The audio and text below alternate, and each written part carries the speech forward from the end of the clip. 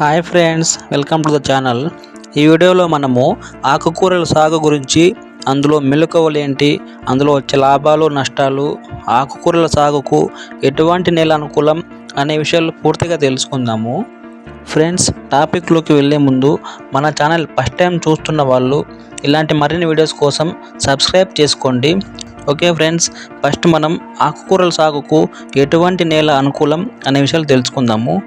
ఎర్రమట్టి నేల, తేలికపాటి నేలలు, ఇసుక నేలలు, ఒండ్రు మట్టి నేలలు, తేలికపాటి నల్ల నేలలు చాలా అనుకూలంగా ఉంటాయి. చౌడు నేలలు, క్షారయుత భూములు, రాతితో కూడిన నేలలు, బరువైన నేలలు సాగుకు పనికిరావు. ఎందుకంటే ఆకుకూరల వేరు వ్యవస్థ అనేది చాలా బలహీనంగా ఉంటుంది. ఆ వేర్లు దిగడానికి నేల బాగా గుల్లబారిగా మెత్తగా ఉండాలి. గట్టి నేలలో వేరు వ్యవస్థనే దింపవు కిందకి, అందుకే చెట్టు బాగా రాదు. ఫ్రెండ్స్, ఇప్పుడు మనము ఏ సీజన్లో ఆకుకూరల సాగుకు అనుకూలం ఉంటుందో చూసుకుందాము. ఓపెన్ ఏరియాలో అంటే పొలాల్లో ఆకుకూరలు పోసుకునే వాళ్ళు వర్షాకాలము ఆకుకూరల సాగు అంత లాభదాయకం కాదు. ఎందుకంటే వర్షాల వల్ల మొత్తం కుళ్ళిపోతుంది, ఎక్కువ తడిసి.